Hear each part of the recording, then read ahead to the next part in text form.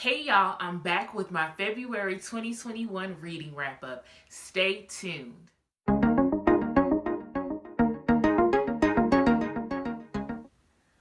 Welcome back to another Books with Kimberly video.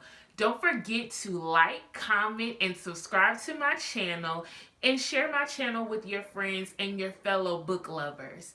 Today I'm doing my February 2021 reading wrap up. In the month of February, I read a total of 7 books and I can't wait to get into them. Let's get started. The first book is Perfect Peace by Daniel Black. I did a standalone review with this book because that's just how amazing this book was. The concept of the book completely blew my mind, and I talked about a lot of the themes in this book that really spoke to me and had me doing a deep dive. A brief description: Perfect Peace is about Emma Jean and Gus Peace. The two of them have a total of 6 sons, and their 7th child they are both hoping for is a girl, but the child is a boy. But Emma Jean decides to tell everyone that this little boy that she just gave birth to is actually a girl. She names the child Perfect Peace. She goes on for 8 years, having her entire family in their community in Arkansas believing that this child is a little girl, Perfect Peace. It takes place in the 1940s. This book had me, y'all. I gave this book 4 stars, and more of why I gave this book 4 stars is in my standalone review. Go check that out. The next book is A Little Bit of Karma by Rashonda Tate Billingsley. This book was a romance mixed with thriller and suspense. I really enjoyed this book. This book is about Dr. Shannon and J. Lovejoy. The two of them are a black love couple. They go on doing relationship and dating conferences, and they wrote books about their love. But the book starts off where the two of them are in Jamaica doing a conference, a Lovejoy conference, where they're going to talk about love and faith. And Dr. Shannon does not want to be there because not too long ago, she found out that her husband Jay was having an affair, and she has told him she wants a divorce. I was so right there because we so often see these couple goals on social media, and the part of me that loves the messiness is like totally here for reading a book where one of these couples is not as perfect as you think they are. The book takes on a suspenseful turn when the mistress of Jay shows up at the retreat, and y'all, she comes bringing it. And she is so annoying, and I was actually happy when she ends up dead. But the Lovejoys, they say they aren't the ones who killed her, and so they're trying to clear their name. I found myself really fighting for Jay and Dr. Shannon to not get a divorce and really work on their problem. And I thought it was very interesting, this idea of us rooting for an imperfect couple, because so many times we read these books where they're in romance, they're the perfect match. They have everything together, 2 perfect people coming together. So it was really interesting to read 2 people who are at the end of their marriage, and you're kind of rooting for them to get back together, even though Jay was totally wrong for stepping out on his relationship. I give this book 4 stars. I really did enjoy this book, and I recommend that you read it. The next books I read were J.R. Ward paranormal romance books, her Black Dagger Brotherhood series. Y'all, I did not expect to love these books as much as I did. The Black Dagger Brotherhood, they are vampires. They are the top of their vampire species. They're warriors protecting the other class of vampires. It's a really interesting book. It's called Paranormal Romance because it mixes science fiction and fantasy with romance. The first book of this series was Dark Lover, and it's centered around Wrath, who is like the leader of the Black Dagger Brotherhood, and he falls for Beth. And Beth is actually the daughter of another member of the Brotherhood as well as a human.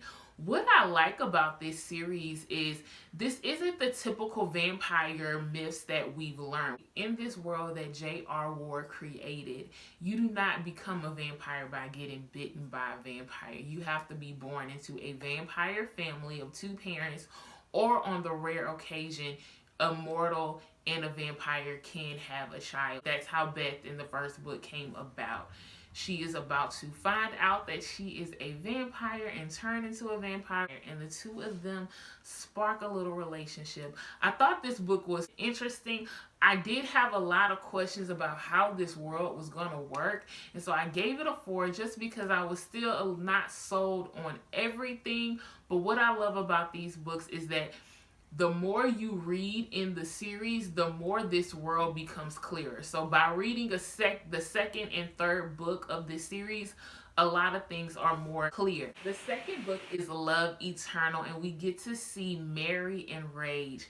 Y'all, I fell in love with Mary and Rage. They are super cute. Well, I mean, I can't call them super cute because, like, Rage is this beast. Like, he's a literal beast in vampire form. Like, it's crazy, but I really love this story because Mary has terminal cancer. You're wondering what's gonna happen because this isn't the typical vampire story where he can bite her and all of a sudden she's an immortal vampire. So the whole time I'm wondering, like, how is this situation gonna work?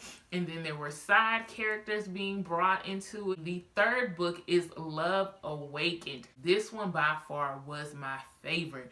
I've actually had to take a break because this one had my emotions all over the place. This was not an easy relationship, y'all. Zadis is emotionally unavailable. He is traumatized because he spent a lot of his time, his early vampire centuries, as a slave. And so he has a lot of trauma. He's very hateful, spiteful. But Bella, who is the main character of this book, she finds something very attractive about Zadis, and he finds himself very attracted to her, and the two of them bring out the best in each other. But Zadis continues to fight it this entire book. I really enjoyed this book. There were some twists and turns. There was some heart-wrenching moments. I gave the first book, Dark Lover, 4 stars, and these last 2 books, Love Awakened and Love Eternal, 4.5 stars. What is keeping me from giving these books 5 stars is this subplot of the Lesser Society. They these weird people that their like main purpose is to kill vampires, and it's just really weird because the vampires and them get into these battles and like the lessers be winning, but I'm like, they're called lessers. Like, how are they strong enough to defeat vampires? Like, this whole subplot doesn't make sense to me, and every time I start reading it from the point of view of one of these evil, weird lessers, because they do like some crazy things, I get all uncomfortable and I be like, can I just skip to the good stuff? The next book I read was Feeling the Heat by Brenda Jackson, and this was the 3rd Brenda Jackson book that I chose to read in my books by Delta's TBR. Feeling the Heat, by far, out of the 3 books that I chose for Brenda Jackson, was my favorite one.